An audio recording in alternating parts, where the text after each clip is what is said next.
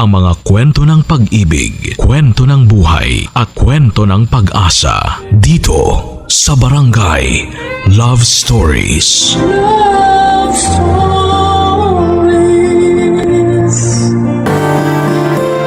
Madalas na sinusubok ang katatagan ng ating pagmamahal para sa isang tao.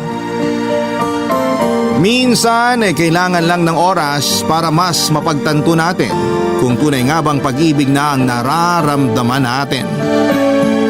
Ikaw kabarangay, kaya mo bang balikan ang tao na minsang naging dahilan ng pagkabigo mo? Dear Papa Dudut, magandang araw po sa inyo at sa lahat ng mga kabarangay natin na kagaya ko ay talaga namang adik na sa pakikinig ng inyong programa na Barangay Love Stories. Itago nyo na lamang po ako sa pangalang Doray. 39 years old na ako sa ngayon. Nakatira dito sa Makati at nagtatrabaho bilang isang content marketing specialist. Matagal ko ring pinag-isipan kung dapat ba akong sumulat sa inyong programa. Kung dapat ko nga ba na ibahagi ang parting ito ng buhay ko. Kasi alam ko na makakatanggap ako ng mga masasakit na salita mula sa ating mga kabarangay sa oras na mapakinggan nila ang kwento ko, Papa Dudut. Pero nag-decide ako na magpadala pa rin ng sulat. Baka paraan na rin po ito para mapalaya ko ang sarili ko. Papa Dudut, I am a certified independent woman. Wala noong makagraduate ako ng college dahil may kaya naman ang pamilya ko. Bumukod na ako kaagad sa kanila at tumira sa isang solo na apartment nang magkaroon ako ng trabaho. Na-enjoy ko noon ang pagiging independent ko kasi may pagka-istrikto rin ang mga magulang ko. Mabuti nga at pinayagan na nila akong mag-solo nang magkaroon na ako ng trabaho. Siguro kasi tinupad ko naman ang pangako ko sa kanila na aayusin at tatapusin ko ang pag-aaral ko, Papa Dudut.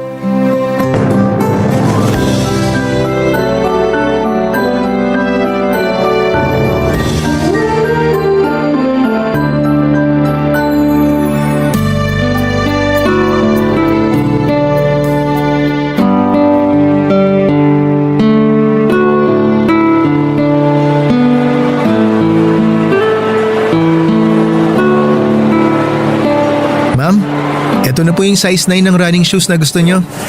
Ayan, thank you kuya. Pasensya na po kayo. Medyo natagalan ako kasi tago po pala yung pwesto nitong sapatos sa loob ng stockroom namin. Okay lang, hindi naman ako nainip.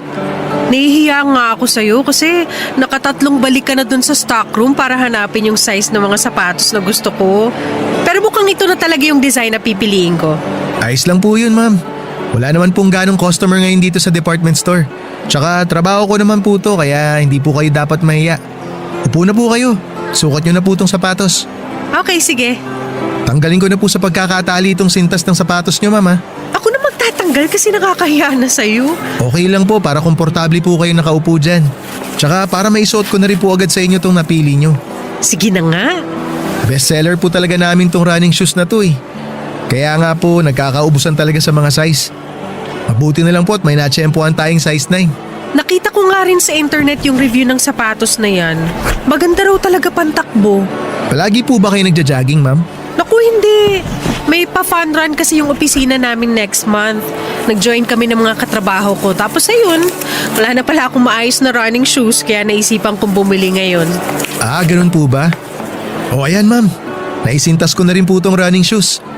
Pwede na po kayong tumayo para ma-check nyo kung komportable po ba sa mga paa nyo. Ito po yung salamin, ma'am, para makita nyo yung sapatos na suot nyo. Sige kuya. Ay, ang ganda talaga ng kulay ng sapatos na to. Tsaka ang lambot sa paa. Lakad po tayo papunta dun sa kabilang salamin para mas maramdaman nyo. Okay. Ano po, ma'am? Kumusta? Komportable po ba? Oo kuya. Pinalalakad ko pa lang pero ang sarap na sa paa. Ang lambot sa pakiramdam ng talampakan ko. Sigurado mas masarap gamitin to sa pagtakbo. Sigurado po yan, ma'am, kasi bestseller talaga namin yung sapatos na yan eh. Kung may extra nga lang po akong pera, bibili rin po ako ng ganyang design. Ganitong design na pambabae? Yes po ma'am. Ang ganda po kasi talaga ng kulay, kaya lang ganda rin ng presyo. Tama ka dyan. Medyo mahal nga to. Pero kapag binigyan mo nito ang girlfriend mo, sigurado ako na matutuwa siya. Naku ma'am, wala po akong girlfriend. Para po sa kapatid ko sana kung sakaling makakabili ko ng ganyang sapatos. Mahilig kasing tumakbo yun eh. Ah, okay. Akala ko para sa girlfriend mo. Hindi po, wala po talaga akong girlfriend ma'am. Kayo po, may boyfriend na po ba kayo? Ha? Ano yun? Naku, sorry ma'am. Huwag niyo na lang pong sagutin kung ayaw niyo. Hindi rin naman po ako dapat nagtatanong kasi customer namin kayo. Ayos lang kuya. Single din ako kagaya mo. Hindi po halata ma'am. Bakit? Mukha na ba akong may asawa at mga anak? Hala, ma'am, hindi po. Ang ibig ko pong sabihin, hindi po halata na single kayo kasi ang ganda niyo po eh. Alam mo kuya, napaka-bolero mo. Tapos po ka pa ng po sa akin. Mukha namang mas matanda ka sa akin. Customer po kayo kaya gumagalang lang po ako. Huwag mo na nga akong pinupo kasi hindi naman ako may-ari ng department store na to. Ako pala si Dorothy, pero tawagin mo na lang akong Doray. Ikaw ba? Anong name mo kuya? Cyrus. Pero wag mo na akong tawagin Kuya Cyrus kasi baka mas lalong tumanda yung itsura ko eh. Sige Cyrus. Salamat ulit sa pag-assist sa akin ngayon. Wala yun. Kukunin mo na ba yung sapatos? Oo, pero hubarin ko muna para maibalik ko sa kahon. Okay. Assist na rin kita sa pagbabayad sa counter. Tara. Papadudot ng maging independent na ako ay mas nag-focus ako sa sarili ko lalo na pagdating sa karir ko.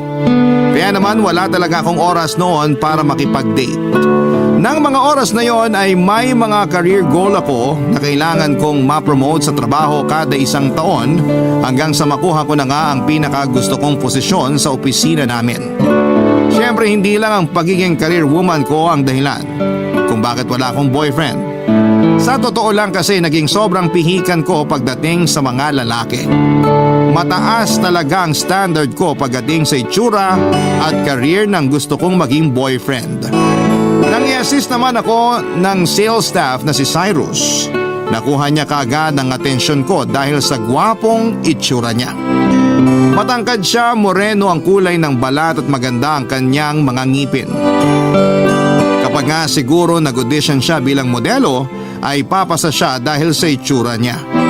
At yon ang dahilan kung bakit hindi ako nagalit nang i-add niya ako sa Facebook ng gabing yon. Kinuha niya raw ang pangalan ko sa cashier kung saan niya ako in-assist para magbayad ng sapatos na binili ko gamit ang credit card ko. Naging madalas ang pag-uusap namin ni Cyrus hanggang sa pumayag na ako na mag-date kaming dalawa, papadudot.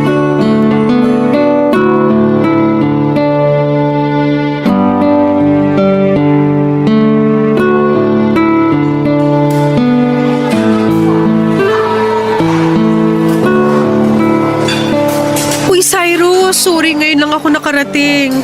Okay lang, hindi naman ako masyado matagal naghintay dito. Pasensya na talaga. Traffic kasi dun sa dinaanan ng taxi na sinakyan ko papunta rito. Traffic talaga ngayon kasi araw ng sweldo. Kaya nga ngayon kita inaya dito sa fast food na to eh kasi kakasweldo ko lang kanina. Parehas pala tayo ng araw ng sweldo. Yun, sakto. So, KKB muna tayo ngayon? Ayos lang. Wala namang problema sa akin kahit mag-KKB tayo. Uy, joke lang, Doray. Baka ma-turn off ka kagad sa akin dahil sa sinabi ko. Bakit naman ako matuturn off sa'yo? Baka kasi isipin mo na seryoso ako dun sa sinabi ko eh. O pwede rin na isipin mo na half-meant yung joke ko. Ako yung nagyaya sa dinner na to kaya lahat ng kakainin ngayong gabi, sagot ko. Okay lang naman talaga sa akin kahit maghati tayo sa gastos ngayon. Pero dahil sinabi mo na sagot mo na lahat, okay, sige. Dadamihan ko na lang ang pagkain na o-orderin ko. Aba, minsan lang yata ako malibre na kumain sa labas kaya susulitin ko na. Sige lang, orderin mo lang lahat ng gusto mo. Malaki naman yung incentive ko eh, kaya malakas ang loob ko manlibre ngayon. Sabi mo yan ah. Oo, kahit magkape pa tayo mamaya pagkatapos ng dinner. Ako rin bahala dun. Aba, hindi pa nga tayo nakaka-order ng dinner, may pakape ka na kagad mamaya. Ganun talaga. Baka hindi na maulit to eh, kaya susulitin ko na. Uy, OA ka mag-isip ha. First date pa nga lang natin, parang ayaw mo nang masundan ulit. Parang sinabi mo na ikaw ang na-turn off sa akin ngayong gabi. Dahil ba sa late ako? O baka hulas na yung makeup? O dahil hindi mo gusto yung pabango na gamit ko? Huy, Cyrus! Okay ka lang? Ha? Oo naman. Ayos lang ako. Para kasing bigla ka na lang natulala dyan. Sorry. Hindi ko ine-expect na i-consider mo palang date tong dinner natin ngayon. Ano bang dapat itawag dito? Surprise dinner? Kahit may usapan tayong magkikita ngayong gabi? Di ba date naman talagang tawag dito? Pwera na lang kung may ibang babae ka talaga na ine-expect na makakasama ngayong gabi. Wala no. Wala ko ine-expect na iba. Ikaw lang talaga yung gusto ko na makasama ngayon. Sa totoo lang, nagulat talaga ako na pumayag ka na makipagkita sa akin. Tapos akala ko nga, hindi mo ako sisiputin ngayon eh. Sorry na. Na-traffic lang talaga ako. Tsaka bakit naman kita hindi sisiputin? May usapan nga tayo magkikita ngayon. Siyempre, kasi baka bigla na lang magbago isip mo. Baka bigla mo na lang ma-realize na hindi yung isang kagaya ko ang dapat na dinidate mo. Anong ibig sabihin na hindi isang kagaya mo? Huwag mong sabihin hindi ka talaga tao. Na alien ka na nagpapanggap lang para makopya ang itsura namin dito sa mundo. Tapos nagkataon na akong una mong gustong biktimahin. Ayoko ng ganyan, sinasabi ko sa'yo. Dumayo ka pa dito sa Pinas? Ang corny ng joke mo, Doray. Ikaw naman kasi, masyado ka seryoso. At saka huwag mo nga minamaliit ang sarili mo. Pumunta ako rito kasi gusto ko na mas makilala natin ang isa't isa. Hindi yung puro trabaho lang ang pinag-uusapan natin sa chat at tawag. Tsaka isa pa, nagugutom na ako. Pwede bang umorder na tayo? Oo naman. Pasensya na kung napahaba yung kwentuhan. Teka, punta na ako sa counter para umorder. Sandali lang ha. Papadudot kagaya ng sinasabi ko. Mataas talaga ang standard ko sa gusto kong maging boyfriend noon. Gusto ko ay bukod sa gwapo na siya ay mapapantayan niya ang social status ko. Gusto ko na sabay kaming nag-grow pagdating sa kanya-kanya naming mga karera. Iyon ang madalas kong ikwento kay Cyrus noon. Yung mga plano ko sa buhay at sa future ko. Sobrang enjoy kasing kausap si Cyrus sa totoo lang. Para bang tinatandaan niya lahat ng sinasabi ko. Tapos makwento rin siyang klase ng tao at magaling magpayo pagdating sa iba't ibang mga bagay. At dahil nga sa lumaki ako sa isang pamilya na may magaan na pamumuhay, minumulat niya ang isipan ko na may isang kagaya niya na hindi pinalad na maging kagaya ko. Ulila na sa mga magulang si Cyrus at may dalawa siyang nakababatang kapatid. High school lang ang natapos niya at hindi na nag-college para makapagtrabaho na kaagad nang matustusan ang pag-aaral ng mga ito. Yung sumunod sa kanya ay nabuntis ng boyfriend nito noong nasa third year college na. Kaya naman hindi nakapagtapos at maagang nakapag-asawa. Noong mga panahon na nagsisimula pa lamang ang pagkakakilala namin sa isa't isa ay nalaman ko na nasa second year college na ang isa pa niyang kapatid na pinag-aaral niya noon. Doon ko nga nalaman ang mabigat na responsibilidad na meron siya. At kahit magkaiba ang estado ng buhay namin ay nasundan pa rin ang pagkikita naming dalawa ni Cyrus ng mga panahong yon. Papadudot. Barangay Love Stories. Barangay Love Stories. Papadudot sa kabila ng magkabaliktad naming social status ni Cyrus. Unti-unti ko rin siyang nagustuhan. Ganon pala yon, kahit na anong taas ng standard mo pagdating sa gusto mong makarelasyon, ay magbabago ang lahat ng yon kapag nakilala mo na ang tao na hindi mo inaasahang magpapatibok ng puso mo. Tunog cheesy man, pero yun po yung bigla kong naramdaman. Ang sabi ko kasi noon ay gusto ko na mas mataas sa akin ang social status ng next boyfriend ko para mahila-hila niya rin ako na mas tumaas pa. Ayoko na ako yung hihila sa kanya. Pero nag-iba ang pananaw ko na yon mula noong naging kami po ni Cyrus.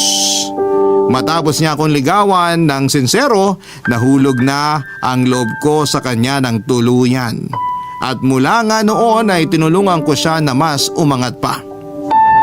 Papadudot ako ang nagsabi noon kay Cyrus na pumasok sa mga training para sa call center. Nung una nga ay ayaw pa niya pero napilit ko rin siya. Hanggang sa sumubok na rin po siyang mag-apply sa mga BPO company at natanggap siya pagkatapos ng ilang beses na pag-a-apply. Nakita ko kung gaano naging masipag at matyaga si Cyrus sa trabaho niya. Mas naging maayos ang communication skills niya. Palagi siya nag-overtime sa trabaho at talaga pati ng trabaho ng mga kasama niya ay sinasalo na rin niya. Nagpakitang gilas siya sa trabaho at bilang boyfriend ko ay yon ang dahilan kaya mas lalo ko pa siyang minahal. 1 taon ang lumipas pagkatapos na makagraduate ng kapatid na pinag-aaral niya ay nagpakasal na kami at nagsama ng masaya bilang mag-asawa, Papa Dudut.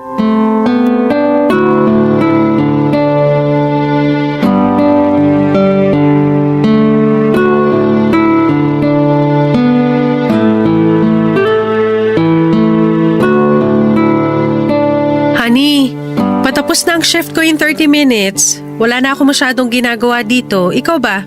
Medyo busy pa ako, honey. Di pa ako tapos na i-QC calls ng 5 agent ko. 5 agent? Oo. Absent kasi yung isang quality analyst kaya ako na yung nag-volunteer na mag-QC nito. Ibig sabihin malilate ka na naman ang uwi mamaya sa bahay? Parang ganun na nga, honey. Bakit naman kasi nag-volunteer ka pa na yung audit ang calls ng 5 agent na yan? Nung nagtanong kasi yung supervisor namin kanina kung sino yung may gustong mag-overtime para matapos na yung pag-audit namin this week, walang sumagot eh. Kesa naman magturuan pa kami mga quality analyst sa meeting, ako na yung nag-volunteer. May mga lakad na raw kasi silang nakaset ngayon kaya hindi sila pwede mag-overtime. Nice! At ikaw lang talaga ang walang nakaset na lakad, ganon. Honey, huwag ka nang mainis sa akin. Hindi naman ako sa'yo naiinis, honey. Kung hindi dyan sa mga kaopisina mo na palagi kang tinatambakan ng trabaho. Aba, hindi naman tama yung ginagawa nila sa'yo. Kapag may absent na o may inahabol kayo na deadline ng audit, sa'yo nila lagi inaasa mga trabaho na kailangan matapos kagad. Alam mo naman na isa ako sa mga pinakabago na promote dito, di ba? Kaya nagpapakitang gilas lang ako. Kahit naman hindi ka pa napopromote, palagi ka nagpapakitang gilas sa mga boss mo. Siyempre, para makita nila na deserving talaga ako sa promotion. Honey, sorry. Kailangan ko nang ibaba tong tawag para makapag-focus na ako ulit dito sa trabaho ko. Pasensya ka na ha. Tumawag ka na lang kapag pauwi ka na, ha? I love you. Okay, sige. Honey, I love you. I love you too. Bye.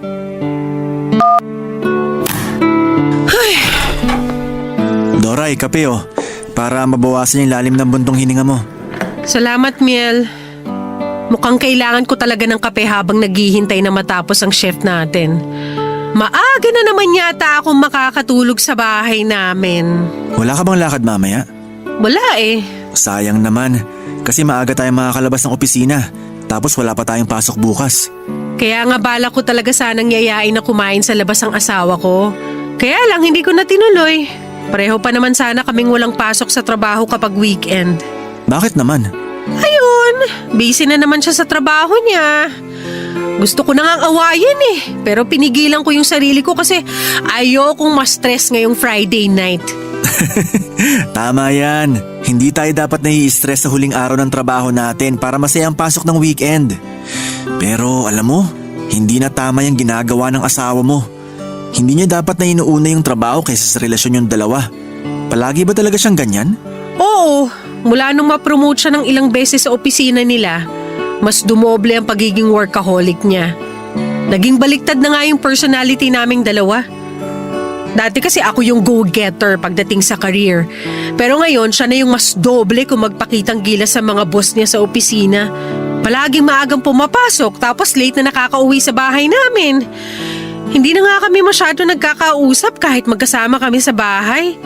Kasi alis siya ng tulog pa ako, tapos uuwi siya ng tulog na ako. Ay. Kung ako ang asawa mo, hindi ko gagawin yan sa'yo. Aba, ang swerte niya yata na siya ang pinakasalan mo. Kaya dapat lang nasulitin niya ang bawat oras na pwede kanyang makasama. Late naman siya uuwi mamaya, diba? Oo, ganun na nga. Sumama ka na lang sa amin ng mga kaopisina natin. Gigimik kami pagkatapos ng shift natin dito sa opisina. Diyan lang naman sa malapit na bar. Pampagpag lang ng stress sa trabaho at pang-welcome na rin sa happy weekend. Ano, game ka? Sige. Para naman mapagpag na rin yung stress ko sa workaholic kong asawa. Masaya naman ako nang nagpakasal na kami ni Cyrus Papadudut. Nang mga panahon na yon ay mahal ko na talaga siya lalo na at ipinakita niya sa akin yung determinasyon niyang makasabay sa lifestyle ko. Pero hindi lang siyang nag-a-adjust sa aming dalawa. Siyempre pati ako kasi naniniwala ako na dapat na parehong nag-a-adjust ang dalawang taong magkarelasyon para sa isa't isa. Kung natulungan ko si Cyrus na mas itaas ang pangarap niya para sa sarili niya, natulungan niya rin ako na baguhin ang mga bagay sa sarili ko na hindi naman gaanong kailangan. Tinuruan niya ako kung paano magtipid, kung paano unahin ang mga bagay na kailangan ko kesa sa luho ko. Magplano ng mga gagawin para hindi ako nagagahol sa oras at kung ano pang bagay para mas maging responsable ako sa mga ginagawa ko. Hindi man perpekto ang relasyon namin, Papa Dudut, ay masaya ako na pareho kaming nag-grow. And kaya nga lang, Papa Dudut, parang medyo napasobra yata ang pagiging responsable noon ni Cyrus pagdating sa kanyang trabaho. Nang magpakasal kasi kami ay nagkaroon na ng mas maraming plano ang asawa ko. Ayaw niya raw kasing maranasan ang magiging anak namin, ang bigat ng buhay na naranasan niya noon. Kaya gusto niya na kapag nagkaanak kami, handa na kami emotionally, mentally at financially. Kaya talaga namang sinipagan niya sa kanyang pagtatrabaho at ilang promotion na rin ang natanggap niya. Doon na siya nagsimulang magkulang ng oras para sa akin. Doon na rin ako nagsimulang maghanap ng oras na nakita ko sa ibang tao, kay Miel. Hanggang sa nagkaroon kami ng bawal na relasyon na humantong sa desisyon ko na makipaghiwalay na sa asawa kong si Cyrus Papadudut.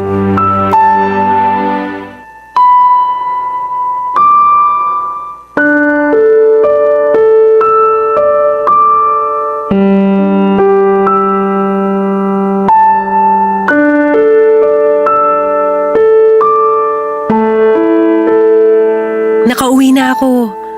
Ito, kakapasok ko lang ng garahe namin. Mabuti naman at hindi ka masyadong na-traffic. Sabi ko naman kasi sa'yo kanina, ihahatid na kita eh. Hindi pwede, ano ka ba? Baka magtaka yung mga kapitbahay namin na may naghahatid sa akin na nakakotse dito sa bahay. Ang dami pa namang chismosa dito sa amin. At alam nila na palaging tricycle lang sinasakyan ko pa uwi. Okay, sige. Ikaw ang masusunod. Ay, magkasama tayo ng 2 oras kanina sa aparatel pero namimiss na kaagad kita. Ako rin naman, namimiss na kita. Kailan ba kita makakasama ng mas matagal, babe? Sabi ko naman sa'yo, 'di ba? Malapit nang mangyari yun. Makikipaghiwalay na talaga ako kay Cyrus para mas marami na tayong oras sa isa't isa. Yan talagang hinihintay ko na mangyari. Yung maging akin ka na talaga at wala na akong ibang kahati. Mangyayari din yan, babe. Konting tiis na lang. Papasok na pala ako sa loob ng bahay. Ibababa ko na tong tawag. I love you, babe. I love you too. Bye.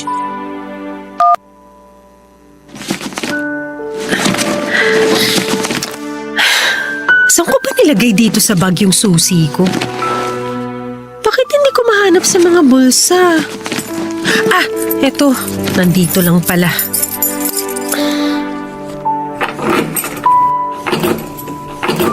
Teka, hindi pala nakalak tong pinto. Ang aga namang nakauwi ni Cyrus. Ano namang naisipan niya at parang nagluluto siya sa kusina? Mapuntahan na nga. Honey? Oh, honey. Grabe, hindi kita na malayang pumasok. Sobrang abala ko rito. Nakauwi ka na pala. Hindi ka ba na traffic? Hindi naman. Sakto rin yung uwi mo kasi matatapos na tong niluluto ko. Paborito mo to, tinola. Kumusta pala yung overtime nyo? Anong overtime? Di ba sabi mo kanina may 2 oras kayo na overtime sa opisina? Oo. May overtime nga kami kanina. Ayun, okay naman. Natapos naman namin yung mga kailangan naming tapusin na trabaho. Kanina ka pa ba nakauwi? Medyo maaga rin kasi natapos yung shift ko kanina. Hindi na kita tinawagan kasi baka maabala ko pa yung overtime mo. Bago umuwi, dumaan muna ako sa grocery para bumili ng iluluto ko para sa dinner natin ngayon. Naisip ko kasi na matagal-tagal na rin pala kita hindi na ipagluluto kaya eto, pinagluto kita ng paborito mong tinola. Halika, dali. Tikman mo pala muna tong sabaw. Tingnan mo kung okay na sa panlasa mo yung timpla. Sige. Sandali. Sasantok ako ng konting sabaw. Teka, hipang ko muna. Mainit eh. Ayan. Tikman mo na. Okay na ba yung lasa? O matabang pa? Okay na, honey. Masarap na. Hindi mo na kailangan dagdagan ng kahit na anong pampalasa yan. Okay, papatayin ko na tong apoy ng kalan. Nakakamiss din palang magluto. Kanina kasi habang hinihiwa ko yung sayote na pansahog ko dito, naisip ko na yun nga, ang tagal na kitang hindi na ipagluluto. Kaya nga napapangiti ako kanina habang hinihintay ko na maluto tong tinola. Bigla ko kasing naalala yung unang beses na ipinagluto kita nito. Sobrang alat nun kasi naparami yung lagay ko ng asin. Pero kinain mo pa rin kasi nga ayaw mong masayang yung effort ko. Nung maalala ko yun, bigla ako na-guilty kasi narealize ko na wala na pala ako masyadong oras para sa hani ko. Masyado ko nang binuhos yung buhay ko sa pagtatrabaho. Cyrus, may gusto sana akong sabihin. Actually ako rin, Doray. May gusto sana akong sabihin sa'yo. Pwede bang mauna na ako? Sige, mauna ka na. 2 months ago kasi, nagkaroon kami ng annual physical check-up para sa opisina. Pagkatapos nun, nag-request pa sila ng iba pang mga test. Doray, lumabas na yung resulta ng mga test ng isang araw. At ang sabi nila sa akin, may colon cancer daw ako. Colon cancer? Oo. May colon cancer daw ako. Stage 3 na, Doray.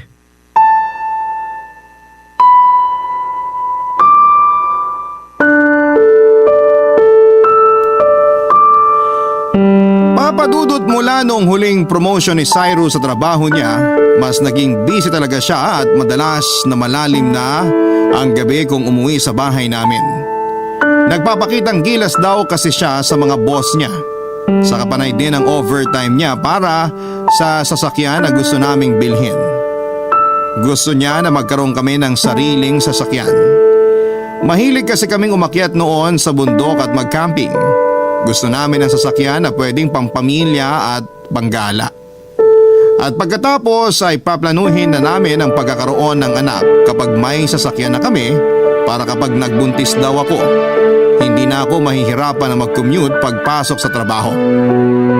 Pero dahil masyado siyang nakafocus sa goal niya ay nawala na ang focus niya sa akin bilang asawa niya. Kaya hindi niyo naman siguro ako masisisi kung makita ko sa ibang tao ang oras na hindi maibigay sa akin ni Cyrus.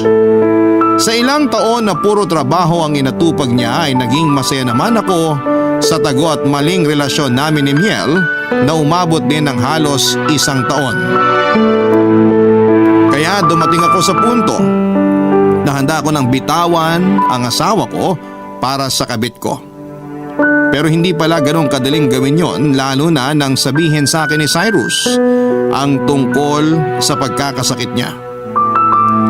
Wala na akong ibang nagawa at nasabi ng mga oras na yon kung hindi ang yakapin siya at umiyak. Hindi ko na naituloy ang pagtatapat ko sa kanya ng tungkol kay Miel at plano ko na pakikipaghiwalay. Barangay Love Stories. Barangay Love Stories. Papadudot nung una ay hindi ko alam kung napabuti ba ang pag-motivate ko kay Cyrus para pagsumikapan niya na maging maayos ang sarili niya at ang plano para sa pagbuo namin ng pamilya. Kasi parang napasobra naman siya sa pagsusumikap noon. At si Miel ang madalas na naging kasama at kausap ko tungkol sa isyu ko sa relasyon namin ng asawa kong si Cyrus. Hindi ko po intensyon na lokohin ang asawa ko o sirain ang relasyon namin. Nakita ko na lamang ang sarili ko na nagkakagusto sa katrabaho ko. Nahulog ako kay Miel na naging sandalan ko sa mga oras na down ako pero wala si Cyrus sa tabi ko. Siya ang palaging nagbibigay ng lakas sa akin. Kaya naman nang umamin si Miel na gusto niya ako ay kaagad kaming nagkaroon ng relasyon. Dahil mas nabuhos na ang oras at atensyon ko sa kanya. Pakiramdam ko noon ay mas mahal ko na nga siya. Kaya nga nag-decide akong hiwalayan na ang asawa ko. Pero nang malaman ko ang sakit ni Cyrus kahit mahirap at mabigat para sa akin ay si Miel ang binitawan ko.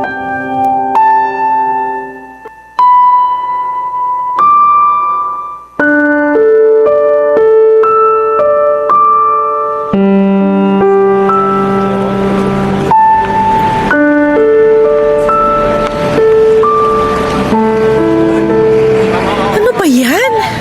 Puluhan ng mga jeep na dumadaan dito. Hindi tuloy ako makasakay. Ay, Doray, Miel? Anong ginagawa mo rito sa waiting shed? gusto kasi kitang makausap kaya sinundan kita mula nung makalabas ka sa opisina. Kanina pa ako dun sa may sakayan ng bus. Pero ngayon lang ako lumapit kasi alam ko na iiwasan mo lang ako. Dahil wala na rin naman tayong dapat na pag-usapan. Meron, Doray. Yung tungkol sa ating dalawa. Sige na, doon na lang ako sa kabila sasakay. Maiwan na kita. Doray, saglit lang. Huwag mo naman akong talikuran. Mel, bitawan mo nga ang kamay ko. Ano ba? Sorry, ikaw kasi. Tatalikuran mo na naman ako. Iiwasan mo na naman na kausapin ako. Kasi nga wala na tayong dapat na pag-usapan. Sinabi ko na sa'yo nung nakaraang linggo na tapos na tayong dalawa. Kung ano man yung naging relasyon natin, kalimutan na lang natin yun. Akala ko ba mahal mo ako? Yun din ang akala ko pero nagkamali ako. At narealize ko na mali ang lahat sa ating dalawa. Mali lang tayo ng panahon. Pero hindi mali yung nararamdaman natin para sa isa't isa dahil sigurado ako na totoo yun. Alam ko at sigurado ako na mahal mo ako, Doray. Kung mahal kita, hindi ako makikipaghiwalay sa'yo. Doray, alam ko na kaya ka lang nakipaghiwalay sa akin kasi may sakit ang asawa mo. Nalaman ko yun sa ibang katrabaho natin. At alam ko na nagigilty ka lang dahil sa kalagayan niya ngayon. Hindi totoo yan. Hindi lang yun ang dahilan. Ano pa? Ano pa ang dahilan, Doray? Sabihin mo sa akin. Mahal ko si Cyrus. Hindi! Hindi pagmamahal yung nararamdaman mo sa kanya. Alam mo kung ano? Awa! Awa lang yung nararamdaman mo para sa asawa mo. Hindi totoo yan. Talaga ba? Kaya ba bigla ka na lang nakipaghiwalay sa akin kahit ang sabi mo noon, si Cyrus dapat ang hihiwalayan mo? Sinabi mo rin na ako na ang mahal mo at hindi ang asawa mo. Dahil yun nga ang akala ko pero nagkamali ako, Miel. Nagkamali ako na nakipagrelasyon ako sa'yo at niloko ko si Cyrus. At ngayon gusto ko nang itama ang lahat. Gusto ko nang itama ang maling nagawa ko sa relasyon naming dalawa. Gusto ko nang itama ang lahat ng mali sa buhay ko. At isa ako sa mga pagkakamaling nagawa mo sa buhay, ganun ba? Pagkakamali lang talagang tingin mo sa naging relasyon nating dalawa? Ano, Doray? Bakit hindi ka nakasagot? Minahal mo ba talaga ako? O ginawa mo lang akong pampalipas oras mo? Ano? Sumagot ka! Hindi ko alam! Basta ang sigurado lang ako ngayon, mahal ko si Cyrus. Mahal ko ang asawa ko. At ayoko masira ang relasyon naming dalawa ng dahil sa'yo. Ayoko malaman niyang tungkol sa atin. Ayoko masaktan ang asawa ko kapag nalaman niyang niloko ko siya. Paano naman ako? Paano naman yung nararamdaman ko? Ganun na lang yun? Basta mo na lang itatapon ang lahat ng meron tayo? Sorry pero yun naman talaga ang dapat gawin. Dapat na nating itama ang mga ginawa natin bago pa mahuli ang lahat. Dapat na nating kalimutan kung ano man ang naging relasyon natin. Mahal kita. Mahal kita, Doray. Sorry, pero mahal ko si Cyrus. Mahal ko ang asawa ko, Miel. Papa Dudut, hindi madali sa akin ang tapusin ang maling relasyon namin ni Miel. Pero alam ko na yun ang tama at dapat kong gawin. Kasi nang malaman ko ang tungkol sa sakit ni Cyrus ay sobrang na-guilty ako kasi pakiramdam ko siyang sumalo ng karma para sa kasalanang nagawa ko bilang babae na may asawa na. Sinisi ko talaga ang sarili ko sa mga nangyari sa kanya, Papa Dudut. Inisip ko noon na kung hindi dahil sa akin, hindi magkakasakit ang asawa ko. Kaya kahit na anong pilit ni Miel, na ipagpatuloy pa ang relasyon namin ay tuluyan ko na yung pinutol, Papa Dudut. Mabilis na umakyat ang stage 4 colon cancer ni Cyrus. Mabilis din siyang nanghina. Pero hindi ako napagod na samahan siya sa lahat ng check-up at therapy niya. Madalas nga ay nagli-leave pa ako sa trabaho para masamahan ang asawa ko. At nang maubos ang leave credit ko ay hinayaan ko na lamang na masira ang attendance ko sa trabaho kesa mag-isa si Cyrus na pumunta sa ospital. Sinasabihan naman ako ng asawa ko na hindi ko na siya kailangan panasamahan. Pero nagpupumilit pa rin ako dahil gusto kong makabawi sa kanya kahit sa ganong klase ng paraan lamang. Ayaw niya rin kasi na magpa-confine kaya pagkatapos ng therapy ay umuwi din kami sa bahay. Gusto ko na alagaan siya hanggat kaya ko at kaya pa ng oras na makasama ko siya, Papa Dudut.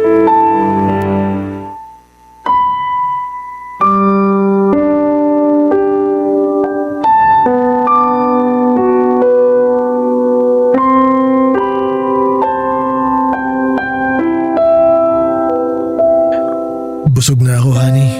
Sigurado ka? Oo, Hindi mo pa nakakalahati itong niluto kong sopas para sa'yo.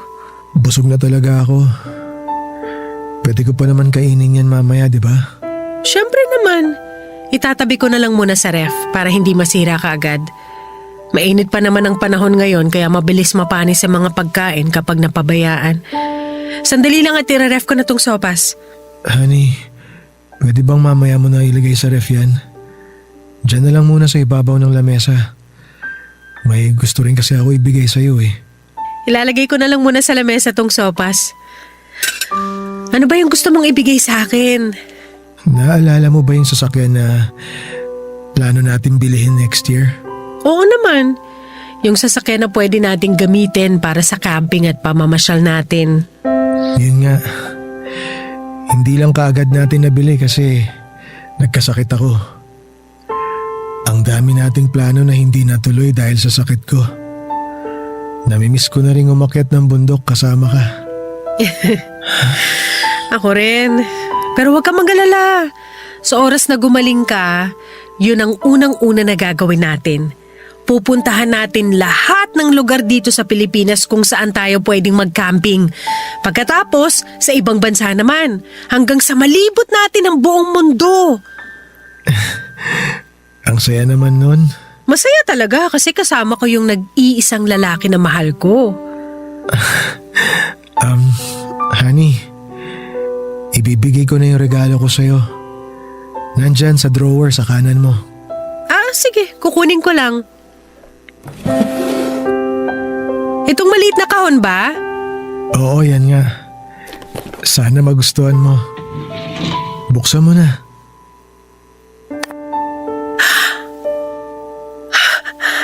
Honey, susi ng sasakyan to ah. Yan yung parehong model ng sasakyan na gusto nating bilhin. Binenta sa akin ng katrabaho ko sa mas murang presyo. Kaya hindi na ako nahirapan na bayaran yan kasi matagal ko rin na pag-ipunan. Happy anniversary, honey. Oh, bakit ka umiiyak? Ikaw kasi, honey. Hindi mo ba nagustuhan yung regalo ko sa'yo? Nagustuhan, syempre. Nagulat lang ako kasi sa susunod na buwan pa naman ang wedding anniversary natin. In advance ko na kasi hindi ako sigurado kung aabot pa ako sa wedding anniversary natin eh. Honey, ano ba yung sinasabi mo? Siyempre kasama pa kita nun. Matagal pa tayong magkakasama. Salamat, honey. Salamat sa regalo mo sa akin. Ako yung dapat na magpasalamat sa'yo kasi inalagaan mo ko. Asawa kita kaya responsibilidad ko na alagaan ka. Hindi lang naman dahil doon. Salamat kasi minahal mo ako sa kabila ng lahat ng pagkukulang ko sa'yo. Salamat kasi nandyan ka pa rin para sa akin. Hindi mo ko iniwan. Cyrus, sorry. Bakit ka nagsasorry? Sorry kasi nagkamali ako. Nagkasala ako sa relasyon nating dalawa at natukso ako na... Alam ko. Alam mo? Oo. Alam ko. Alam ko na lahat bago ko pa malaman yung tungkol sa sakit ko. Paano? Paano mo nalaman? May isang beses kasi noon na pinlano kong sorpresahin ka kaya pumunta ako sa opisina nyo. Susunduin sana kita. Hindi ko pinagpaalam sa'yo kasi nga gusto ko na masorpresa ka. Doon ko nakita na magkasama kayo nung katrabaho mong si Miel. Nakita ko na sabay kayong sumakay sa kotse niya. Kahit na ang sabi mo sa akin noon, hindi ka makakapag-out ng maaga kasi may overtime kayo sa trabaho. Bakit hindi mo sinabi sa akin? Kasi ayokong makipaghiwalay ka sa akin, Doray. Ayokong mawala ka sa buhay ko. Lalo na nung nalaman ko yung tungkol sa sakit ko. Mas kailangan kita sa tabi ko eh. Kaya Doray, sorry. Sorry kung napilitan ka na magstay sa akin kahit na hindi mo na ako mahal. Mali ka, Cyrus. Kasi ikaw talaga ang mahal ko. Ikaw pa rin. Oo, nagkamali ako. Natukso ako at nakipagrelasyon kay Miel pero sa huli, narealize ko na isa lang ang mahal ko at ikaw lang yun. Ikaw lang, Cyrus. Sorry. Sorry kung niloko kita noon. Sorry kung nagkamali ako. Kalimutan mo na yun, Doray. Dahil matagal na kitang napatawad. At sobrang nagpapasalamat ako sa iyo na ako pa rin ang pinili mo. Na sa akin ka pa rin sumama kahit na alam kong hirap ka na. Hindi ako nahihirapan. Ikaw ang pinili ko kasi ikaw ang mahal ko. Ikaw lang ang paulit-ulit kong pipiliin at mamahalin, Cyrus. Ikaw lang.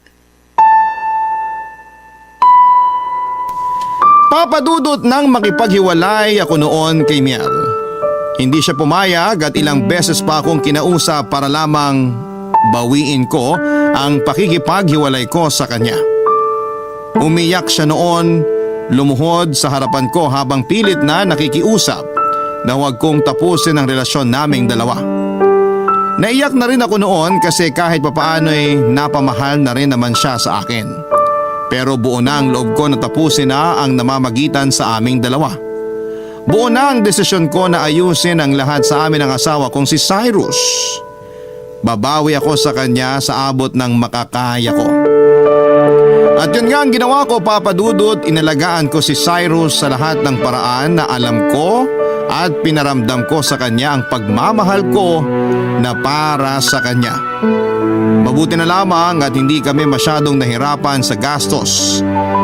Kasi sinagot ng health insurance na pinagtatrabahuhan niya ang mahigit sa kalahati ng naging hospital bill namin. Kaya kahit nakailang absent ako sa opisina ay okay lang. Basta kasama ko ang asawa ko. Basta nasa tabi niya at nararamdaman niya ang pagmamahal ko. Papadudod sa paglipas ng mga linggo, mas lalo lang nang hina si Cyrus. Nung una nga akala ko ay gagaling na siya kasi sabi ng doktor ay maganda raw ang response ng katawan niya sa mga therapy at gamutan na ginagawa sa kanya. Pero hindi nagtagal ay nanghina na siya lalo at hindi na bumalik pa ang dating lakas niya. At nang magkausap kami isang buwan bago ang aming wedding anniversary ay hindi ako makapaniwala sa regalong ibinigay niya sa akin. Nag-effort pa talaga siya na bigyan ako ng regalo kahit na nahihirapan na siya sa sakit niya. Pero mas hindi ako makapaniwala na alam na niya ang lahat ng tungkol sa amin ni Miel. Grabe ang bigat na nararamdaman ko noon, Papa Dudut. Para bang gusto ko nang lamunin ako ng lupa dahil sa bigat sa dibdib ko. Matagal na palang alam ni Cyrus ang tungkol sa amin ni Miel, pero kahit kailan ay hindi ako nakarinig ng kahit na anong panunumbat mula sa kanya. Wala siyang ibang pinaramdam sa akin kung hindi ang puro na pagmamahalang dahil takot siya na makipaghiwalay ako sa kanya. Ayaw niyang mawala ako sa kanya kahit na nakagawa ako ng kasalanan sa relasyon naming dalawa. Kaya naman paulit-ulit akong humingi ng tawad sa kanya, pero ang sinasabi lang niya sa akin ay ang nagpapasalamat siya sa pag-aalaga ko sa kanya at mahal na mahal niya ako. Palagi ako nagdarasal noon na sana'y pagalingin ng Diyos ang asawa ko. Na kapag gumaling na si Cyrus ay babawi ako sa kanya at mas mamahalin ko pa siya. Wala akong ibang gagawin kung hindi ang iparamdam sa kanya kung gaano ko kaswerte na siya ang asawa ko. Pero kahit na ano at ilang dasal pa ang ginawa ko noon ay hindi na rin kinaya ng katawan ni Cyrus at iniwanan niya ako. Pero bago siya mawala ay sinabi niya sa akin na huwag kong sisisihin ang sarili ko sa mga nangyari sa kanya. Kilala niya raw ako at alam niya ang iniisip ko na siya ang sumalo sa karma sa kasalanang ginawa ko. Alisin ko raw yon sa isipan ko at palaging tandaan na ako ang pinakamagandang nangyari sa buhay niya. Doon ko nga na-realize, Papa Dudut, kung gaano ako kamahal ng asawa ko. At doon ko rin mas naramdaman na siya talaga ang mahal ko. Kung ano man ang naging maling relasyon namin ni Miel, pwedeng panandalian at palipas oras lamang yon. Dahil sa huli si Cyrus pa rin ang pipiliin ko na makasama. Ilang taon na rin ang nakalipas mula nang iwan niya ako, pero eto ako ngayon. Naiiyak pa rin habang sinusulat ko itong kwento naming dalawa. Pero ngayon ay pinipilit ko na sa tuwing maaalala ko siya, yung masasayang oras na magkasama kami ang nakikita ko lamang sa isipan ko. Papa Dudut, dito ko na rin po tinatapos ang sulat ko at mabuhay ang Barangay LS 97.1 at ang Barangay Love Stories. Ang inyong forever kapuso at kabarangay, Doray. Nagustuhan ng iyong napakinggan? Ituloy yan via live stream sa www.gmanetwork.com/radio. Barangay LS 97.1 Forever